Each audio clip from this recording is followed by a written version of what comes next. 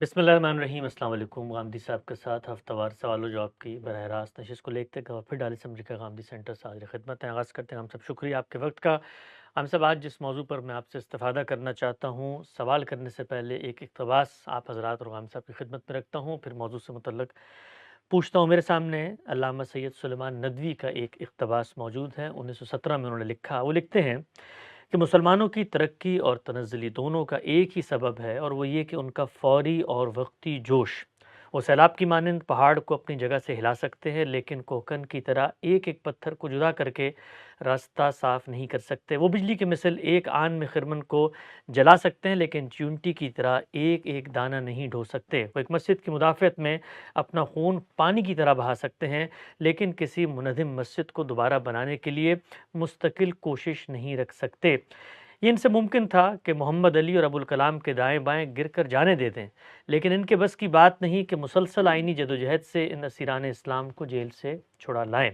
ہماری ناکامی کا اصل سبب یہ ہے کہ ہم آندھی کی طرح آتے ہیں اور بجلی کی طرح گزر جاتے ہیں۔ ہم کو دریا کے اس پانی کی مانند ہونا چاہیے جو آہستہ آہستہ بڑھتا اور سال ہر سال میں کناروں کو کاٹ کر اپنا دہانہ وسیع کر جاتا ہے۔ کامیابی صرف مسلسل اور پائیدار کوشش میں ہے۔ ہمالیہ کی برفانی چوٹیاں آہستہ آہستہ پگھلتی ہیں، لیکن کبھی جمنا اور گنگا کو خشک ہونے نہیں دیتی۔ آسمان کا پانی ایک دو گھنٹے میں دشت و جبل کو جل تھل بنا دیتا ہے، لیکن چند ہی روز میں ہر طرف خاک اڑتی نظر آتی ہے۔ ہم سب علامہ سید سلیمان ندوی ہمارے عہد کا ایک بہت ہی عبقری، بڑا علمی، بڑا نابغہ، بڑا یگانہ نام، بڑے مفکر، جو کہ امت کی ماضی کی تاریخ پہ بھی نظر رکھتے تھے اور مسلمانوں کے زوال کے اسباب کو بھی جانتے تھے۔ کیا فرماتے ہیں اس اقتباس کو سن کے، جس مرض کی انہوں نے نشاندہی کی ہے کہ مسلمان ملت، مسلمان قوم میں ٹھہر کے لاہ عمل بنا کے ٹھنڈے دل و دماغ سے قدم بقدم مستقل پائیدار جدوجہد کرنے کے بجائے انقلاب، جل تھل، فوری تبدیلی اور ایک ہنگامہ ہے جو نظر آتا ہے، اور انہوں نے اسی کو مسلمانوں کی تنزلی کا بنیادی سبب قرار دیا۔ 100% صحیح بات ہے۔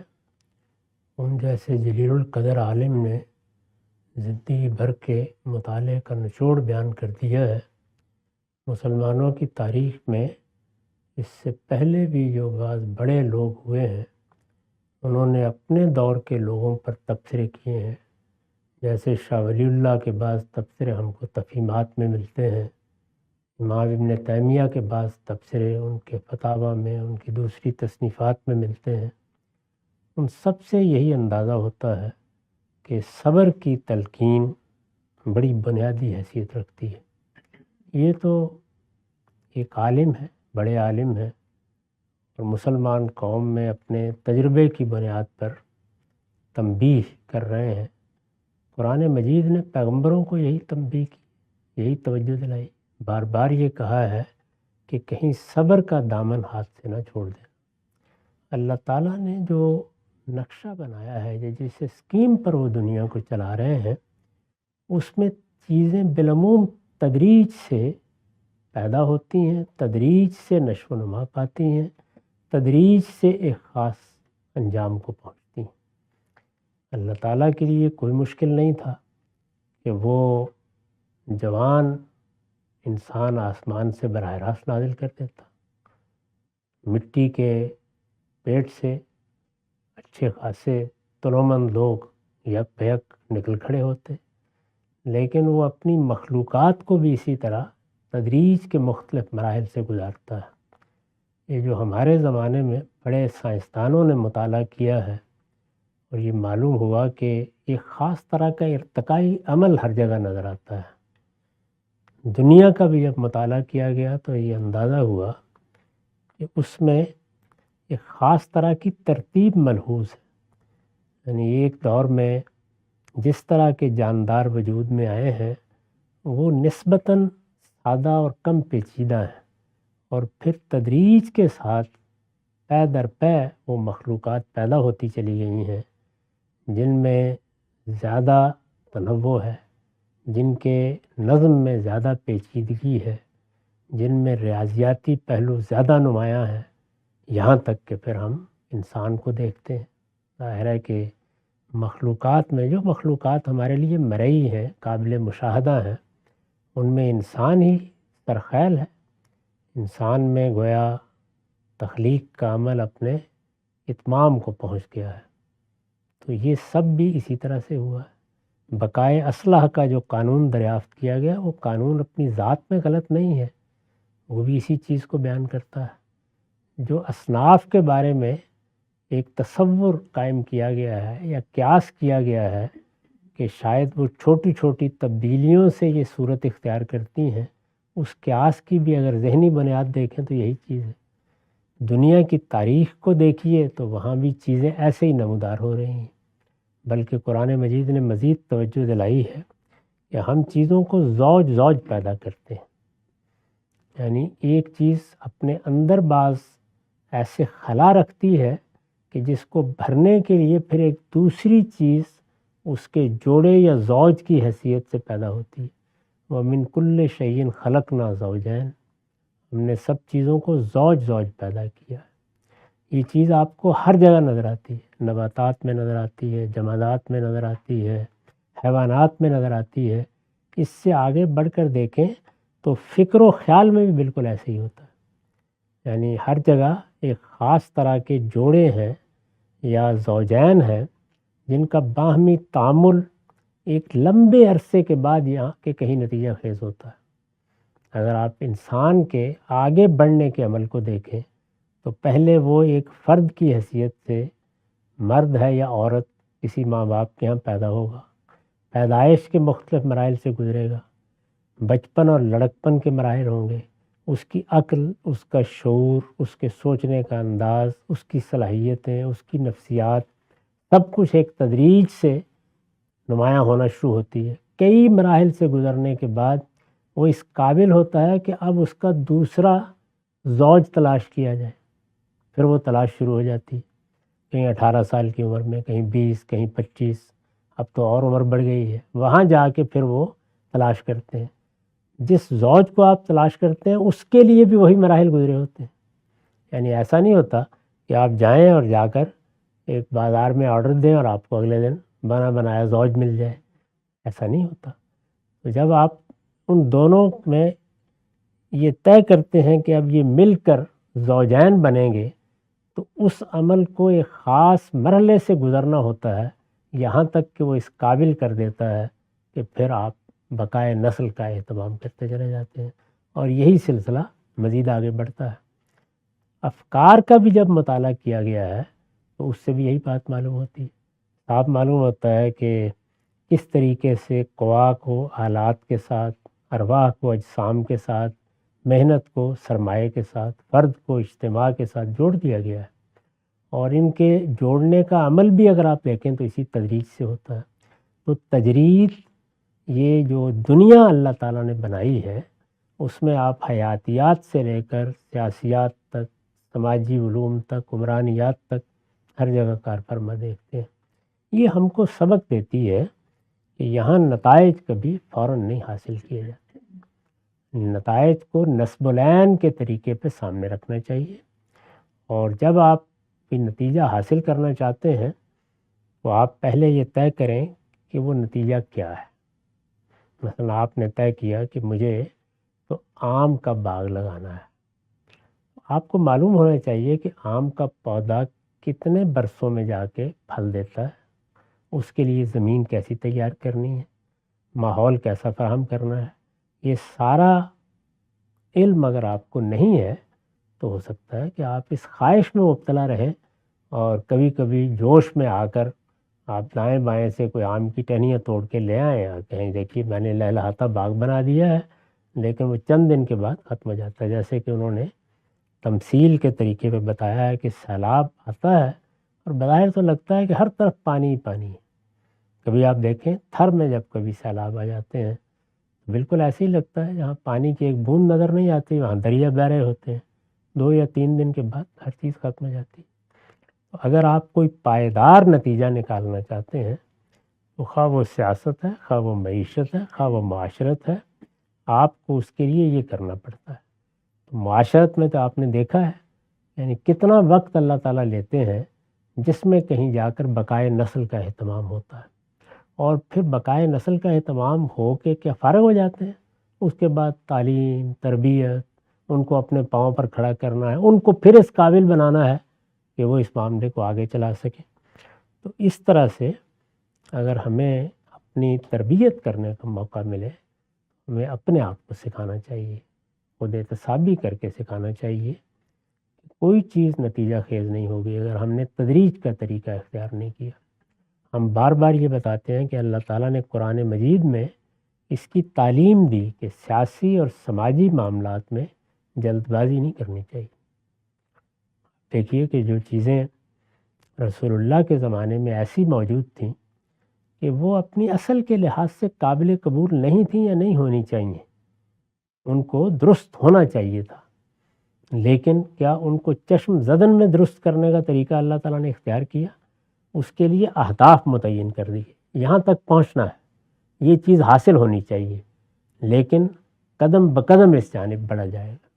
یہ قدم بقدم بڑھنے کا طریقہ ہی اپنے اندر خیر و صلاح رکھتا ہے، اور اسی نتیجے سے آپ بڑے امکانات کا تصور کر سکتے ہیں، ان کی توقع کر سکتے ہیں۔ اور اگر یہ حوصلہ نہیں ہے تو دنیا میں کوئی بڑا کام کرنے کے لیے نہیں اٹھنا چاہیے۔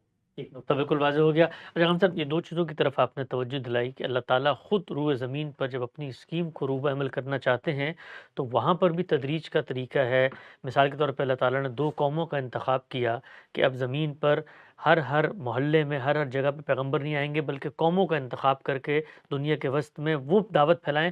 خود ان قوموں کی تشکیل کے مراحل میں 500 سال گزر گئے، لیکن خالق کائنات جو کن فیکون سے معاملات میں نتائج کا حصول کر سکتا ہے، وہ خود قدرت ہونے کے باوجود صبر اور تحمل کے ساتھ دیکھ رہے ہیں کہ جب قوم کی تشکیل ہوگی تب اگلی ذمہ داری ان کے سپرد کریں گے۔ بالکل ایسا ہی ہے، ہر معاملے میں آپ دیکھ لیجئے۔ مثلا اللہ تعالیٰ نے ایک سیاسی نظم بنا دیا تھا سیدنا موسیٰ کے بعد۔ جی، یہ معلوم ہے کہ جیسے ہمارے ہاں خلافت ہوئی ہے، ان کے بعد بھی اسی طرح جو دو ان کے صحابی ہیں یوشع اور کالب، انہوں نے ایک خلافت کا نظم قائم کر دیا تھا اسی طرح سے، اور اس نظم میں کوئی بادشاہت نہیں تھی، کوئی بادشاہوں کا ستمتراک نہیں تھا، کوئی دربار نہیں تھے۔ بنی اسرائیل کا نظم بہت سادگی کے ساتھ اور کم و بیش جمہوری ریاستوں کے طریقے پر ہی چل رہا تھا۔ جن لوگوں پر ایک عمومی سا اعتماد قبائلی نظم میں ہوتا ہے وہ ذمہ داریاں سنبھال لیتے تھے۔ ایک مرحلے پر آ کر انہوں نے اللہ تعالیٰ سے تقاضا کیا کہ یہ ہمیں اچھا نہیں لگتا، یعنی دنیا کی قوموں میں بادشاہ ہیں، ان کے دربار ہیں، ان کی سلطنتیں ہیں، ان کا شان و شکوہ ہے، پھر یہ کہ اس کے ذریعے سے دنیا پر ان کی دھاک بیٹھتی ہے، تو یہ ہمارا کیا ہے؟ یعنی ایسے لگتا ہے کہ قوم نہیں ہے، یتامہ ہے سب کے سب، تو ہمیں بھی کوئی بادشاہ نہیں ہے۔ اس میں آپ ذرا تورات میں پڑھیے اللہ تعالیٰ نے کس طریقے سے سمجھایا ہے ان کو کہ تمہیں اندازہ ہے یہ تم کیا مانگ رہے ہو؟ اگر یہ بادشاہ مقرر کر دیا گیا تو تمہاری نہ بہو بیٹیوں کی آبرو سلامت رہے گی، نہ تمہاری عزت نفس سلامت رہے گی، یہ درباروں میں بلا کے تمہیں ذلیل کیا کریں گے۔ ایک پورا نقشہ کھینچا ہے کہ بادشاہت کیا ہوتی ہے، اور اس میں جب مطلق العنان بادشاہ پیدا ہو جاتے ہیں تو کس طرح قومیں بالکل محکوم اور غلام ہو کے رہ جاتی ہیں۔ یہ خود اللہ تعالیٰ نے بتایا۔ اس وقت بھی جو آپ بائبل ہے اس میں اٹھا کے دیکھیے، 2 3 4 پیراگراف ہیں جس میں اس کے نقشے کھینچ کر بتا دیا ہے۔ بنی اسرائیل نے کہا کہ نہیں ہمیں تو یہ چاہیے۔ یہ کیا چیز ہے؟ اس کا مطلب یہ ہے کہ جو قوم ہے جس میں آپ ایک نظام قائم کرنا چاہتے ہیں وہ اپنے شعور کی سطح میں وہاں نہیں پہنچی، تو اس پروردگار نے ان کے ارادہ و اختیار دے رکھا ہے، لوگوں کے عمل پر ان کی حالت کے لحاظ سے فیصلے کرتا ہے۔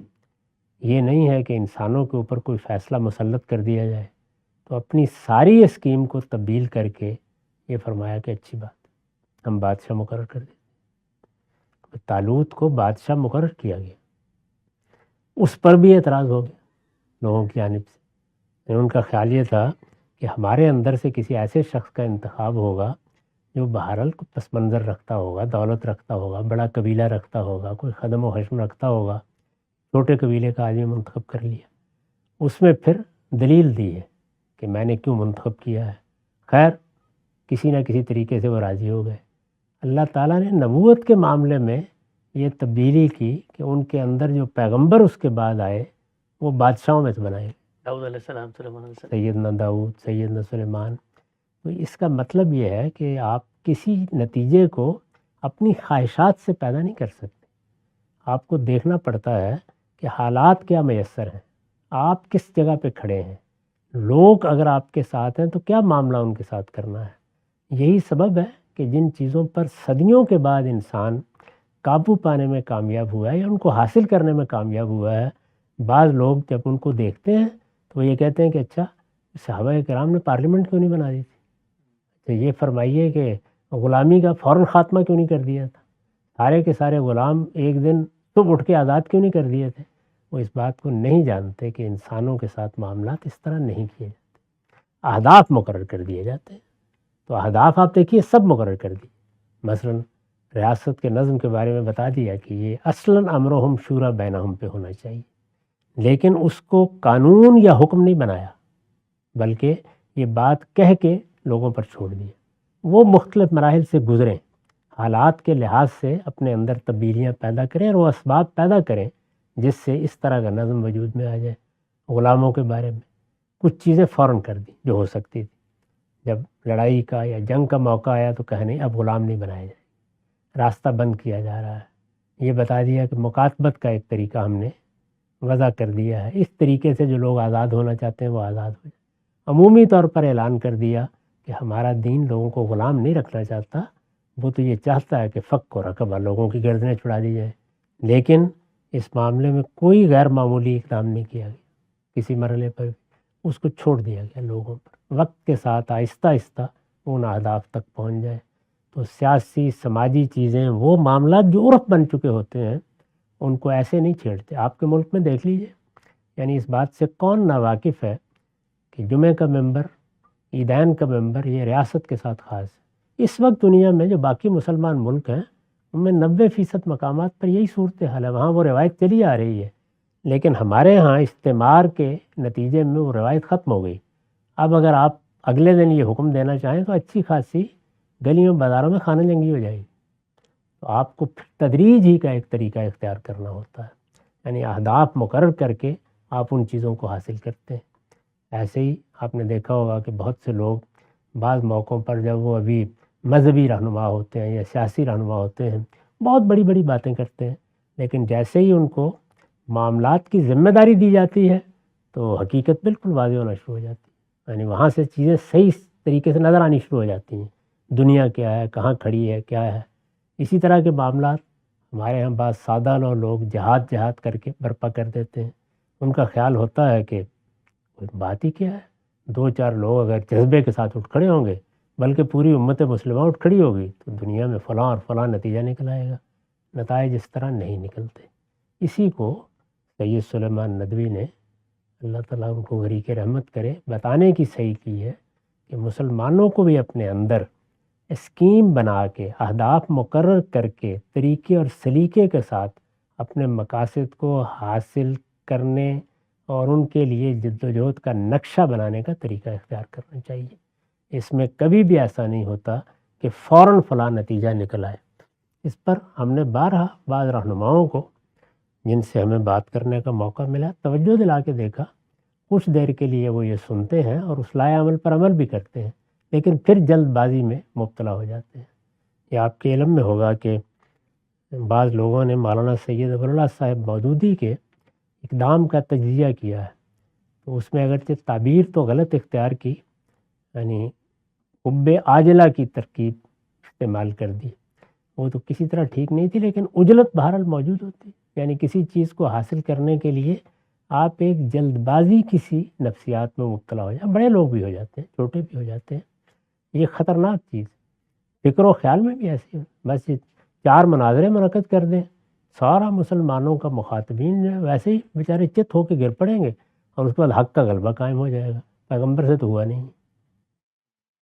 اس لیے اللہ تعالیٰ کی اسکیم دیکھیں کہ وہ کس طرح پے در پے اپنا کام کرتے چلے جاتے ہیں اور پھر کہیں صدیوں میں جا کے وہ نتائج نکلتے ہیں. تو وہ چیزیں جو میرے لیے یا اپنی ذات کے لیے اختیار کرنے کی ہیں ان کو تو میں ہر وقت اختیار کر سکتا ہوں، آپ بھی کر سکتے ہیں. لیکن جب آپ سوسائٹی سے معاملہ کریں تو وہاں تدریج اور صبر اور حکمت یہ لازمی امور ہے۔ تو بالکل واضح ہو گیا ہم سب آج کی نشست کا ایک آخری سوال کچھ اپنے عہد، اپنے سماج، اپنے پس منظر سے متعلق کر کے اسی بحث کے پس منظر میں ہمارے ملک کے اندر یہ بات ایک اس وقت سماجی حقیقت ہے، عالمگیر صداقت ہے کہ وہ لوگ جن کے پاس اسلحہ ہے، بندوق ہے، ہمارے ملک کی مسلح افواج ہیں، اسٹیبلشمنٹ کا یہ جو بھی اس کا نام رکھیں، ہمارے ہاں جو عنان اقتدار ہے وہ اصلاً پچھلے 70 سال سے انہی کے ہاتھ میں ہے، طاقت کا سرچشمہ عوام کے بجائے وہ مراکز ہیں۔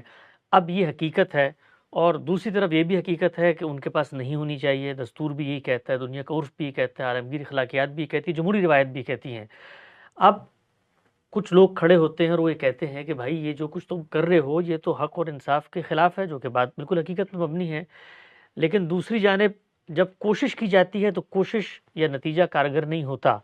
اس طرح کے معاملات میں بھی آپ کو لگتا ہے کہ یہ ایک لمبی اننگز ہیں جس میں قدم بقدم آپ کو 2 3 4 اہداف حاصل کرنے ہیں، کیونکہ سماجی طور پر طاقت تو ان کے پاس ہے، اب ان سے طاقت عوام کے پاس کیسے منتقل ہو یہ ایک دن کی بات نہیں ہے۔ اس میں بھی دیکھیے ایک بڑی بنیادی غلطی ہے، میں نے عرض کیا نا کہ تدریج تو اللہ تعالیٰ کا طریقہ ہے، تدریج میں آپ کو یہ دیکھنا ہوتا ہے کہ اس وقت کیا صورتحال ہے۔ یعنی مثال کے طور پر اگر آپ کو یہاں سے لندن جانا ہے تو آپ کے علم میں ہونا چاہیے نا کہ کس ایئرپورٹ سے آپ کو روانہ ہونا ہے، کہاں سے آپ کو سواری ملے گی اور کتنا فاصلہ آپ کو طے کرنا ہے، یہ معلوم ہونا چاہیے نا۔ اس وقت آپ کہاں کھڑے ہیں۔ مجھے اپنا جوانی کے زمانے کا، طالب علمی کے زمانے کا ایک واقعہ یاد ہے۔ ہمارے ہاں ہمارے وزیر اعظم رہے چودھری محمد علی صاحب، میرے بہت عزیز دوست ہیں ڈاکٹر ساجد علی، ان کے وہ عزیز تھے۔ تو ایک دن ہم طالب علموں کا خیال ہوا کہ ان سے ملتے ہیں، جیسے کہ لوگ بڑے لوگوں سے، سیاستدانوں سے، علماء سے، شعراء و ادباء سے ملتے ہیں، طالب علمی کے زمانے میں ہم بھی ملنے چلے جاتے تھے۔ معلوم ہوا کہ وہ گلبرگ مین بولیوارڈ پر رہتے ہیں کسی جگہ، اور اس زمانے میں نہ مین بولیوارڈ اس طرح کا تھا، نہ گلبرگ اس طرح کا تھا، یہ 70 کے زمانے کی بات ہے، بلکہ اس سے بھی تھوڑی سی پہلے کی ہوگی۔ تو میں اور ساجد علی صاحب ہم لوگ نکلے اور وہاں پہنچے، تو جس جگہ اب لبرٹی ہے اس جگہ ایک نقشہ لگا ہوا تھا، اس نقشے میں سارے گھروں کے بارے میں بتایا گیا تھا کہ وہ کہاں کہاں ہے، بڑا سا نقشہ تھا، یہ متعین کیے بغیر کہ ہم کہاں کھڑے ہیں ہم نے وہ نمبر ڈھونڈنا شروع کر۔ آپ انجام کا اندازہ کر سکتے ہیں، یعنی اچھی خاصی گرمی میں حال خراب ہو گیا۔ پھر کسی شریف آدمی نے توجہ دلائی کہ نقشہ اس طرح دیکھا جاتا ہے، پہلے خود دیکھو تم کہاں ہو، پہلے یہ تو دیکھیے کہ آپ کہاں کھڑے ہیں۔ تو یہ ہمارا جب ملک وجود میں آیا ہے تو ہم نے یہ نہیں دیکھا کہ جمہوریت مثال کے طور پر یہ کہاں سے شروع ہوتی ہے، اس کے لیے بنیادی چیزیں کیا ہیں، اس کے پری ریکویزٹس کیا ہیں۔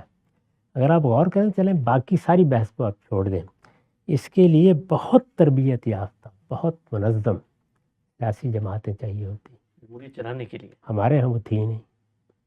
یعنی مسلم لیگ تو بالکل آخری زمانے میں سیاسی جماعت کی صورت اختیار کر لی، پہلے تو اس کی یہ حیثیت ہی نہیں تھی، ایک بڑے ذمہ داروں کی کلب کی سی نوعیت تھی اس کی، اور اسی اعتبار سے وہ اپنا کام کر رہی تھی۔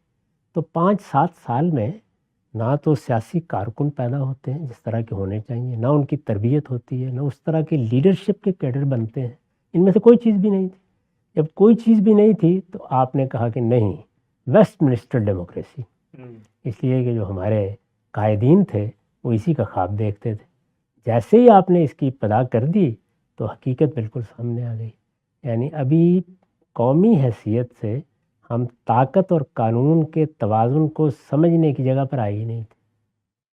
تو بیوروکریسی نے اس کے بالکل برخلاف کانگریس کا معاملہ یہ نہیں تھا، یعنی وہ ایک سیاسی جماعت کی حیثیت سے تربیت پا چکی تھی، بہت مراحل سے گزر چکی تھی، بہت بڑی لیڈرشپ پیدا کر چکی تھی، اس کی لیڈرشپ ابھی تک چل رہی ہے، ختم نہیں ہوئی، اس زمانے کی پیدا کی ہوئی۔ تو یہ ایک ایسا تفاوت تھا جس کے لازمی نتائج نکلنے تھے۔ چنانچہ وہاں دیکھیے، وہاں جمہوریت جیسے تیسے بھی چلتی رہی، کبھی فوج نے، بڑا ملک ہے، بڑی فوج ہے ہمارے ہاں، تو یہ حقائق ہے۔ دیکھنا یہ چاہیے تھا کہ ہم اس وقت کہاں کھڑے ہیں، وہی کہ نقشے پر پہلے متعین کیجئے کہ آپ کہاں کھڑے ہیں، پھر سفر کے منازل متعین کر کے آپ چلتے۔